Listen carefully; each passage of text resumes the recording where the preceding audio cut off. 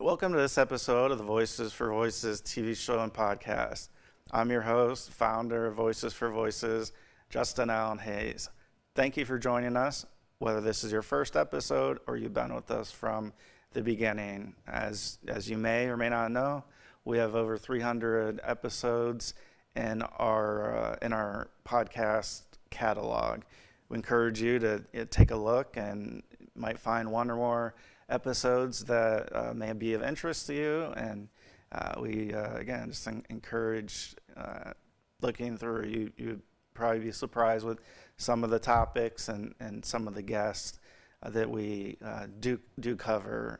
That we are a local podcast and TV show, but we do talk about issues that expand across the United States and some global issues, and we work to try to just bring those back to the human level wherever you're at, and the human level where I'm at and we're at is Northeast Ohio.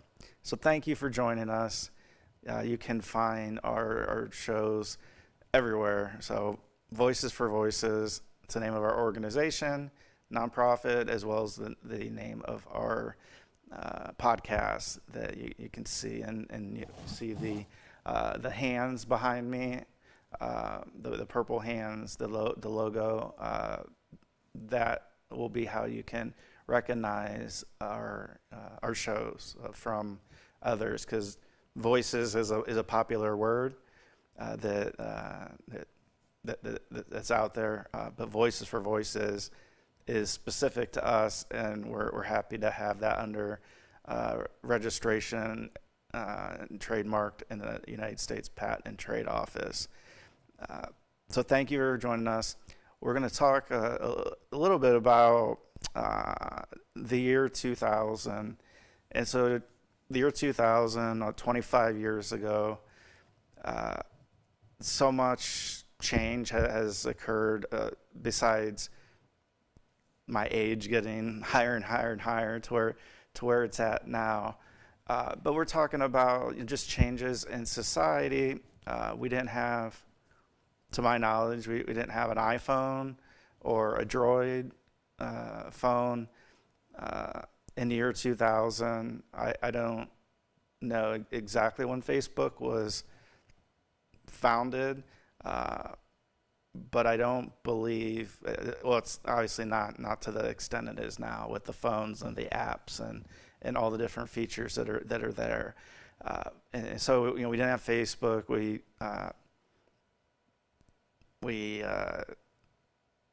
were using computers a little bit, but not to the extent where it's, if we look at that pie of the time that we have throughout the day when we're awake. If we look at the ratio of, or not the ratio, we just look at the percentage of the time we spend on our phones or on a screen now versus the year 2000, that much different. The year 2000, right, that's the, Y2K, so 1999, the Prince song, Party Like It's 1999. And so we made it through Y2K. The world didn't collapse, and computers and such and systems were still able to operate. So we made it through that. The year 2000 was also the year that I graduated high school, and so we're just going to cover some of the things that now. And why I'm bringing this up now in this particular show. So I graduated high school in the year 2000. We just had our 25th high school graduation or alumni get together, and I didn't attend. I saw the emails. I saw the posts on social media, again, that wasn't there in the year 2000, as a way of sort of a primary, one of many ways that's a primary communication, how we communicate with others. And I I guess I didn't want to attend for a lot of reasons. Number one, and this is where when people are talking about how past events affect them and they don't know how. Uh, when I heard about having our 25th class reunion, I immediately went back to that point in time, or those points in time, where I was going through high school, and one of the things that happened was my grandpa Greenhouse, my mom's dad, passed away, and I found out after a baseball game in high school. We had an away game, and then the bus brought us back to the high school, and to be picked up, or if we were able to drive age-wise and all that, uh, and and so I remember that getting off the bus, and I didn't see my parents at the ball game. I knew my grandpa was not into doing very well, but that was how I found out that he passed away, and so that's one thing that struck me. And I know that, like, there's babies that are born, and then there's people that pass away. I understand the whole circle of life thing, but it was something that I look back at when I got these flashbacks that are coming into mind, and so that was one of them. The other one was how I didn't fit in, how I didn't have a group, how the people that I did associate with really were taking me down a path that wasn't healthy, that included early alcohol consumption, sometimes other substances, and so the thought of me going to a reunion to be and to see some of these individuals that, no matter how nice an individual can be in person, we know the moment that we turn around and we go our opposite ways, that sometimes, not always, not everybody, sometimes there's conversations that are had that aren't the nicest, the gossip and all that. And so I was like, I'm going to have to spend time with these people that really, not destroyed, but just really had a huge impact on kind of my mental state. And we're all, in those years, we're growing, go through puberty and all these things, and there's a lot of changes going on. I remember I had acne and real bad, and so that was also taking down my confidence, and so all these things, kind of these growing pains, they say, were occurring. And so my thought was like, there's no way, again, no way I can go to this reunion, just because, again, for one, all those types of thoughts were kind of that flashback of like it. Once I saw, the term and the person that was posting an email, and my mind just went there. I didn't want it to go there.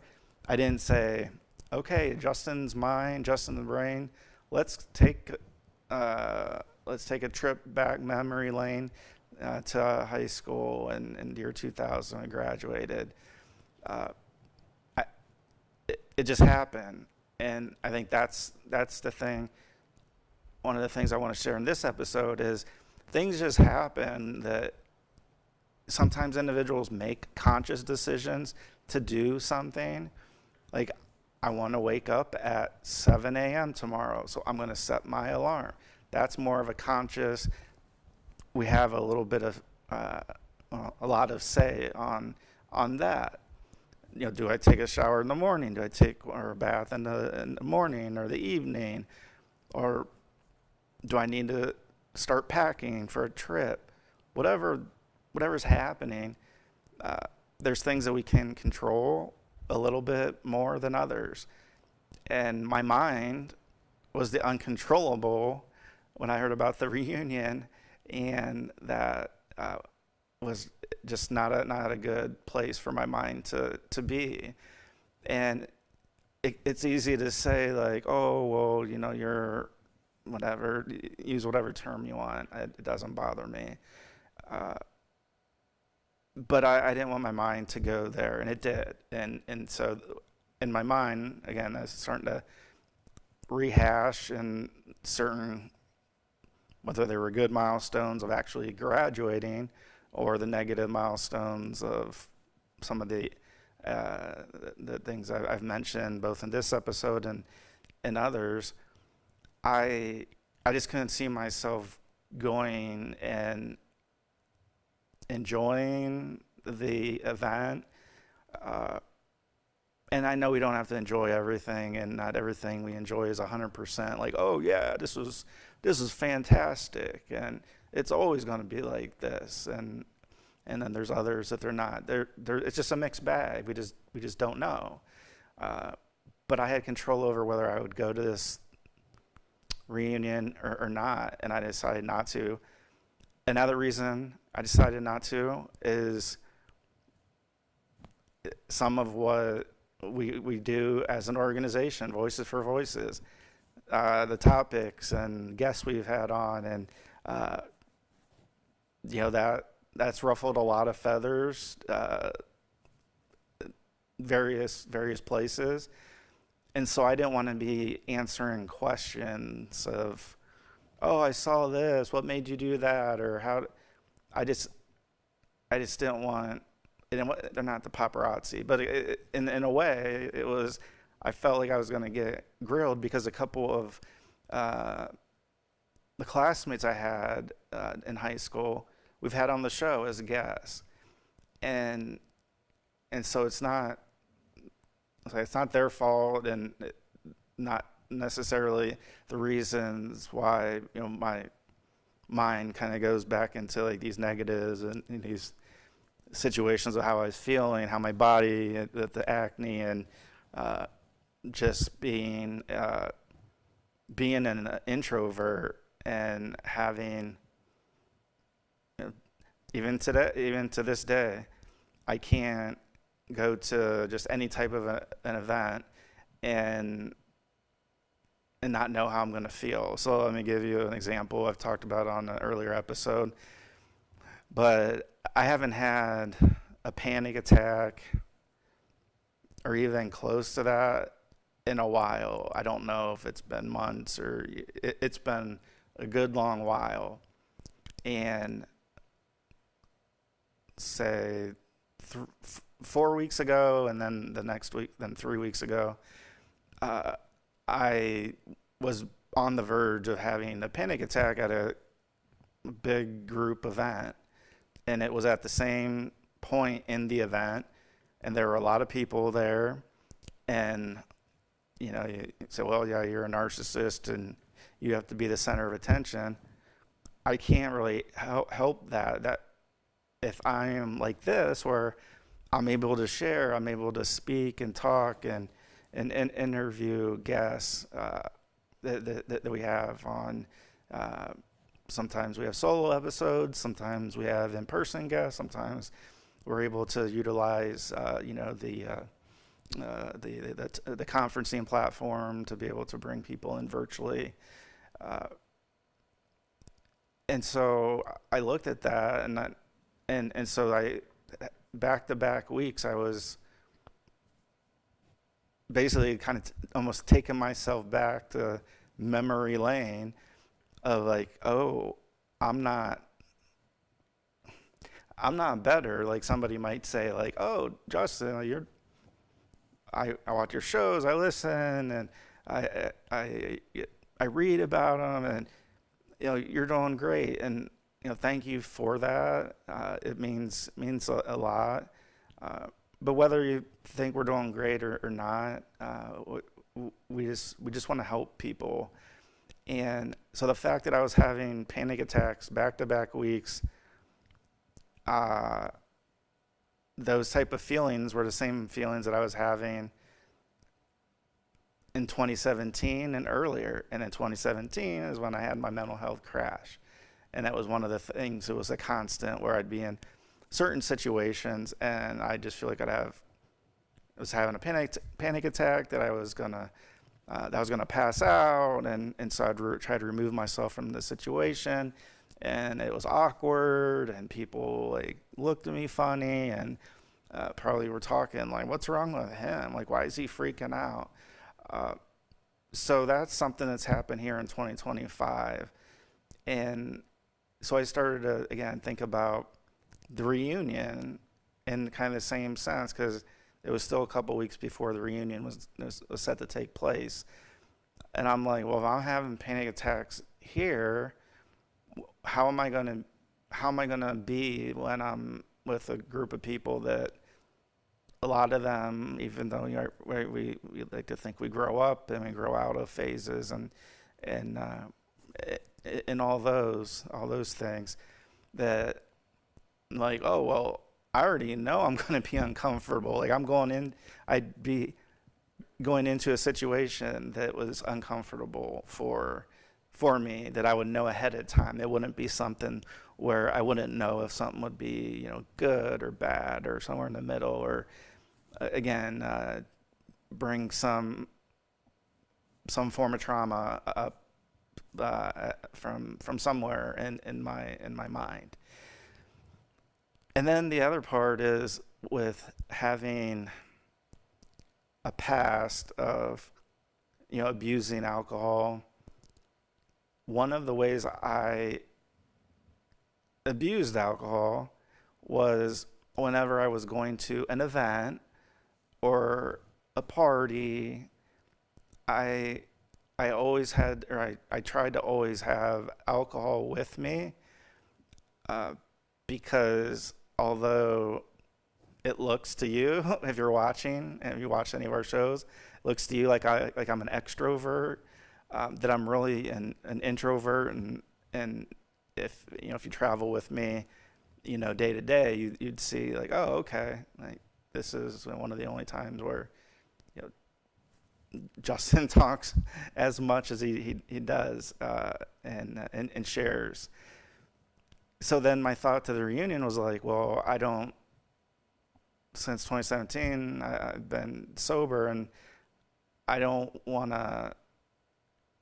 to feel even more uncomfortable because I'm not going to be able to do what I used to do. And that was, have some drinks and numb the mind a little bit, and not really care as much. Be like, all right, well, if you don't like me, blah, blah, blah.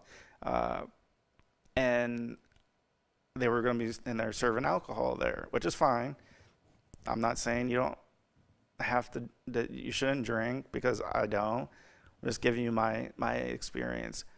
And so that was another part. I'm like, okay, so if I go to this reunion, I'm going to be around a lot of people that kind of made my life pretty miserable. I'm going to be in a group which I just had kind of back-to-back panic attacks, back-to-back weeks, and I'm not going to be able to drink. I mean, I can. I mean, it's not like I can't walk up and get a drink physically. Like I can do that, but I don't, and I don't want to. And that was part of the way that I would have gotten through an event like that, or a gathering, a get-together. So those things were, were happening and have been happening. And so I started to think, I'm like, all right, that, something's going on. I need to, my mind must be on overload.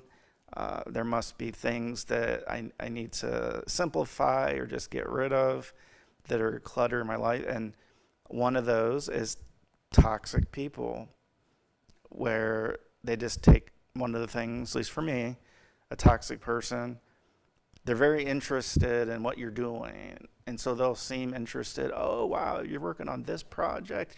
You're doing that. And, anything coming up. And some people will, they'll dig and they'll dig and they'll dig. And me being a vulnerable person like that, I tend to, that's another time I end up sharing information and talking is when somebody asks, because I'm proud of the things, I'm happy, I'm glad where we're at, what we've done, and where we're going. It's just incredible.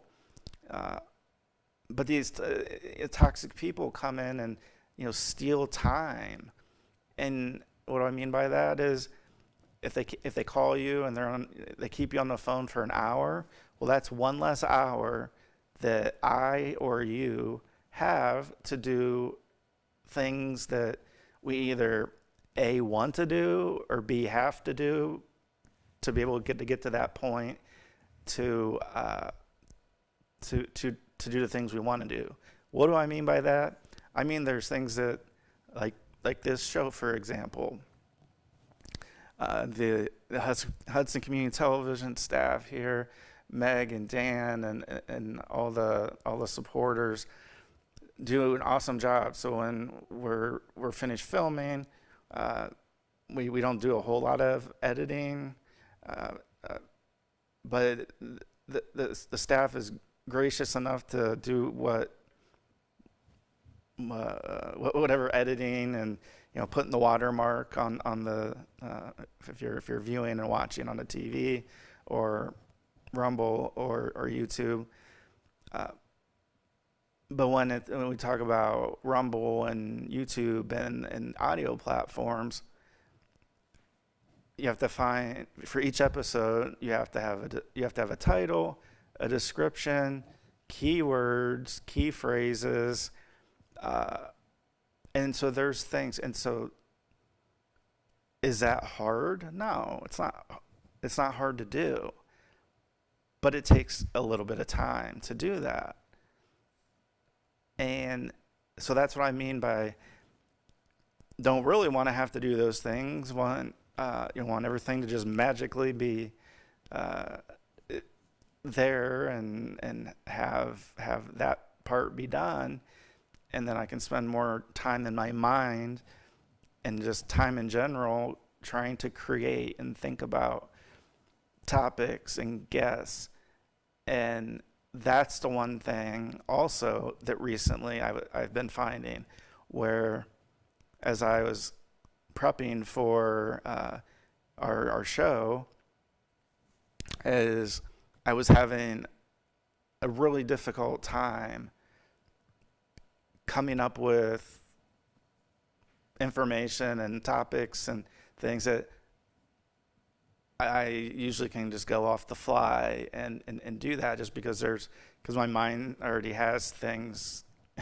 My mind has a mind of its own, but my mind actually helps me out, and it's like, oh well, we can do an episode on this, or we can do one on that, and those things weren't happening and weren't happening here in the last month or so.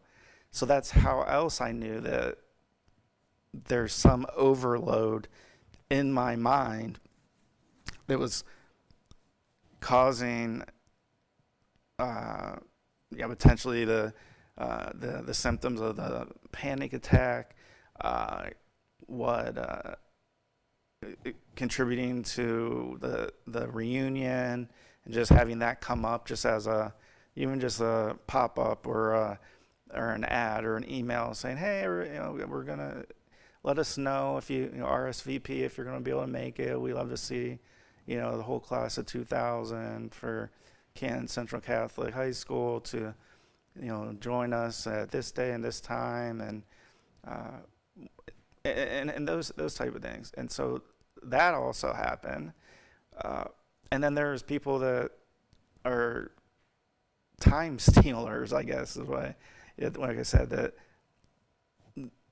they might talk and listen and seem interested, but in the end, it's like, how are you helping not just me or the organization, but me as a human, how are you helping me get through this call, this interview, this meeting, uh, this speaking engagement, and right. So our mind, again, we go back to that pie chart.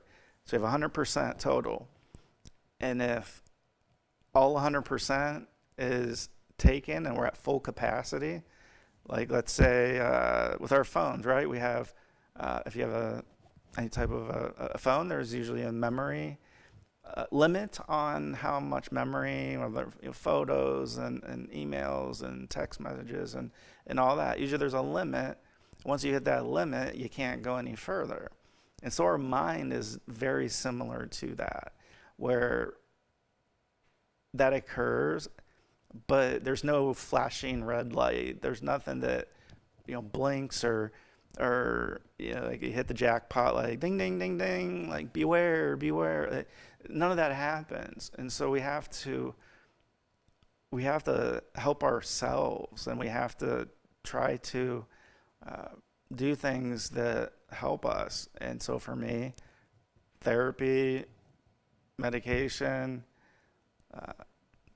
organization, shows, those are where I feel, in a professional sense, I feel the most comfortable as it may be, and so I have to do a better job of taking the time stealers away as much as possible, so I can free up my mind. And even if that means I'm not doing anything, or it means I'm going to be able to go mow the grass. Like there's things that my depression recently, again in the last probably month and a half, for various reasons, as I've detailed a lot in this episode, it has gotten worse, and so to me, to anybody, it's scary. To think about it, because then my mind, right? If it goes back to 2000 and high school and all those stories and the trauma, whether it was started by me or whether it wasn't, when I start thinking about like, oh, okay, let's take things back to zero. Let's make things basic, like the basic things like food, water, clothing, shelter, security. What things can I do to just focus on those for a period of time? And so we're all able to ignore calls. We get to decide if we want to respond from a text, from an email, whatever that may be. And so I encourage you to look into your life and see if there might be some people that are stealing your time, and your time where you think about the things you really love and what you really want to do, and that's okay. You're allowed to do that. Don't let anybody tell you that you're not. So thank you for joining us on this episode, the Voices for Voices TV show and podcast. Encourage you to check out our over 300 episode catalog. And until next time, I am Justin Allen Hayes, founder of Voices for Voices.